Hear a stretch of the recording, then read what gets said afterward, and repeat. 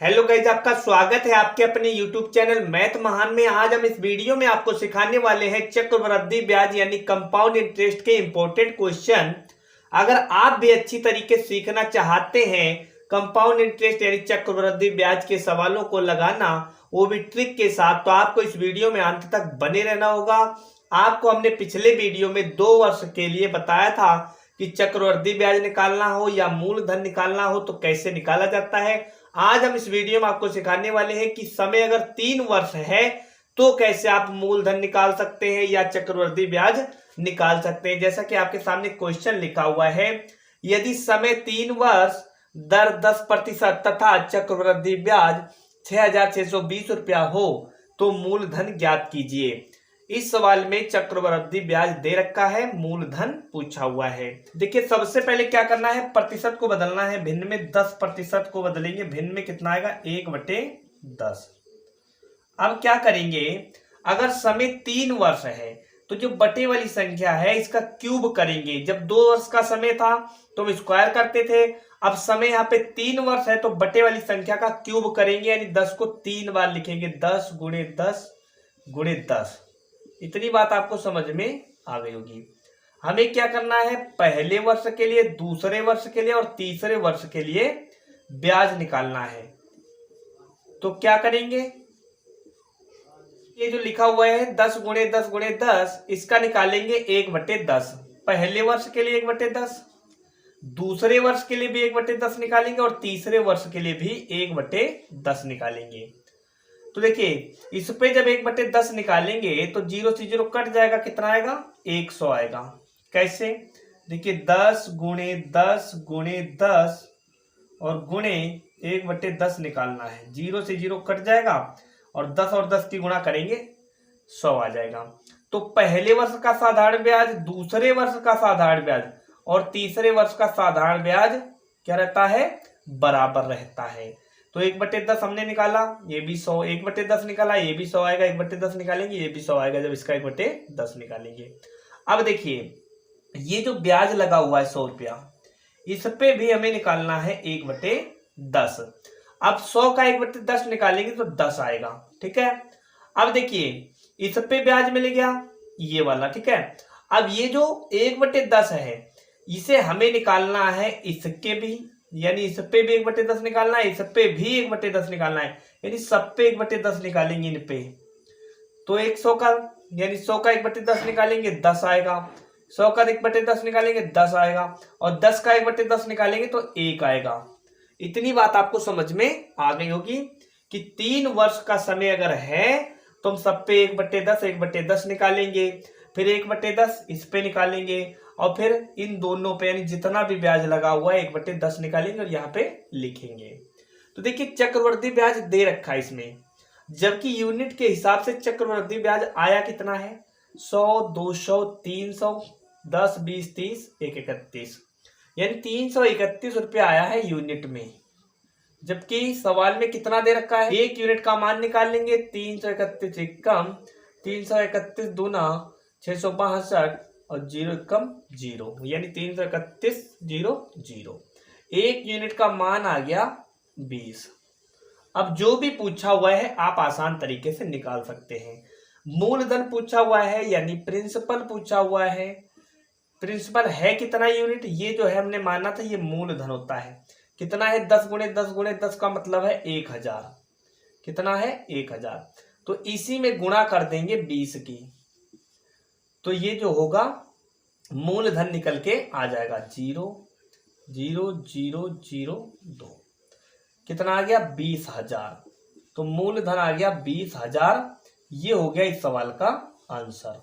उम्मीद करते हैं आपको समझ में आ गया होगा। देखिए क्वेश्चन नंबर 2, यदि समय 3 वर्ष दर 20% तथा चक्रवृद्धि ब्याज 27,300 रुपया हो तो मूलधन ज्ञात कीजिए।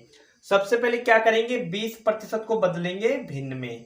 20% को जब भिन्न में बदलेंगे तो आएगा 1/5। समय अगर 3 वर्ष है तो बटे वाली संख्या का क्यूब करना है, 5 को 3 बार लिखना है, यानी 5 गुणे 5 गुणे 5, तो कितना आ जाएगा, 125। ठीक है। इतनी बात आपको समझ में आई होगी।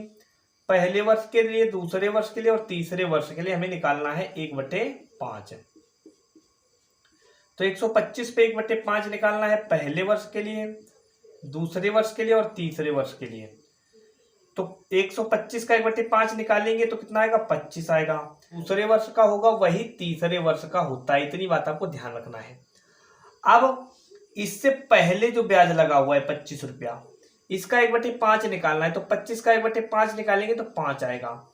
अब इस पे देखिए, इस पे और इस पे, दोनों पे, इसका और इसका 1/5 निकालेंगे तो 25 का 1/5 निकालेंगे 5 आएगा, 25 का 1/5 निकालेंगे 5 आएगा, और 5 का 1/5 निकालेंगे तो 1 आएगा। ठीक है। अब देखिए चक्रवृद्धि ब्याज दे रखा है, और जबकि यूनिट में जो हमने निकाला है कितना आया है, 25 दूना 50, 25 तिया 75, 5 10 प्लस 5 प्लस 5 10 प्लस 5 15, तो 75 15 90 और 1 91।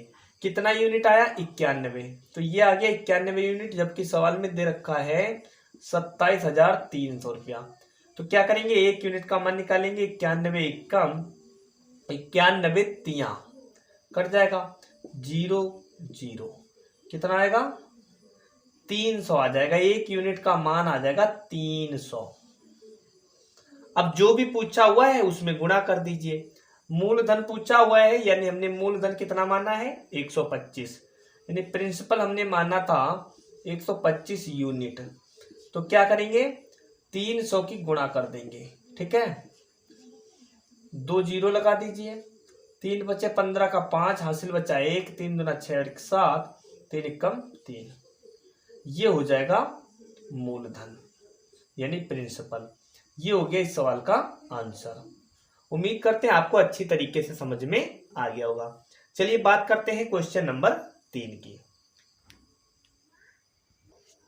देखिए क्वेश्चन नंबर 3, यदि समय 3 वर्ष, दर 16/2/3% तथा चक्रवृद्धि ब्याज 25,400 रुपया हो तो मूलधन ज्ञात कीजिए। तो देखिए सबसे पहले क्या करेंगे, 16/2/3% को बदलेंगे भिन्न में। 16/2/3% को जब भिन्न में बदलेंगे तो आएगा 1/6।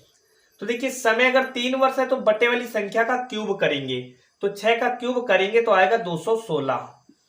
क्यूब का मतलब 6 गुणे 6 गुणे 6, 3 बार करेंगे तो 216 आ जाएगा। ठीक है, आप करके चेक कर लीजिए और लिख लीजिएगा।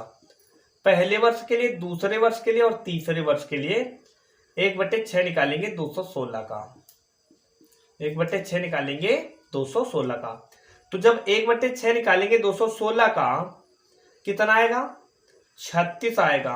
कैसे, देखिए 216 का निकालना 1/6, 6 कम 6, 6 तिया 18, बचा 3, हो गया 36, 6 छके 36। तो पहले वर्ष के लिए 36, तो दूसरे वर्ष के लिए भी 36 आएगा और तीसरे वर्ष के लिए भी 36 आएगा, क्योंकि 1/6 ही निकालेंगे।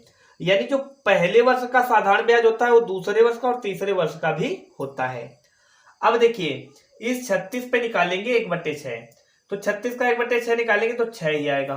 ठीक है, अब देखिए इस पे और इस पे, सब पे निकालना है 1/6, इस पे और इस पे। तो देखिए 1/6 निकालेंगे 36 का तो 6 आएगा, 36 का 1/6 निकालेंगे 6 आएगा, और इस 6 पर भी 1/6 निकालेंगे तो 1 आएगा। ठीक है, अब ये सबको जोड़ देंगे तो ये होता है चक्रवृद्धि ब्याज यूनिट में आएगा। अगर यहाँ पे हम मूलधन रियल वाला वास्तविक मूलधन जितना भी दे रखा होगा उतना लेके चलेंगे तो ये जो भी आएगा ये चक्रवृद्धि ब्याज होगा, लेकिन हमने इसको माना है 216, तो उसी प्रकार से यूनिट में चक्रवृद्धि ब्याज आया है। जबकि सवाल में कितना दे रखा है, 25,400। तो हम क्या करेंगे, इसको जोड़ेंगे। देखिए 36 + 36 72। ठीक है, तो देखिए ऐसे आप दो जोड़ सकते हैं, 30 + 30 60, 30 90 और 6 तिया 18, 108, 108, 6 6 दूनी 12, 6 तिया 18 और 1 19। तो 108 + 19 127, कितना आ जाएगा, 127। और जबकि सवाल में कितना दे रखा है, 25,400। अब क्या करेंगे, एक यूनिट का मान निकालेंगे, 127 एकम, 127 दूना 0 0, कितना आ गया, 200 आ गया। एक यूनिट का मान आ गया 200। मूलधन पूछा हुआ है, मूलधन हमने कितना माना है यूनिट में, यानी प्रिंसिपल कितना माना है, 216 यूनिट, 216 यूनिट। गुणा कर देंगे 200 से बस आंसर आ जाएगा। 2 जीरो लगे, 2 जीरो लगा दीजिए। 2 की गुणा 6 में कर दीजिए। 2 छंगे 12 का 2, 2 छंगे 12 का 2, हासिल बचा 1, 2 1 कम 2 और 1 3, 2 दूना 4। ये हो गया प्रिंसिपल यानी मूलधन। 43,200 रुपया आ गया इस सवाल का आंसर। उम्मीद करते हैं आपको समझ में आ गया होगा। अगर दोस्तों ये ट्रिक आपको पसंद आई हो, ये वीडियो आपको अच्छा लगा हो, तो चैनल को सब्सक्राइब कर लीजिएगा। साथ में इस वीडियो को अपने दोस्तों में जरूर शेयर कर दीजिएगा और बेल आइकन की घंटी जरूर दबा लीजिएगा, ताकि हमारे द्वारा जितने भी वीडियो डाले जाएं उसका नोटिफिकेशन सबसे पहले आप तक पहुंचे। फिलहाल दोस्तों इस वीडियो में आज इतना ही। इससे आगे मिलेंगे आपको हम अगले वीडियो में कुछ नई ट्रिक के साथ। थैंक्स, जय हिंद, जय भारत।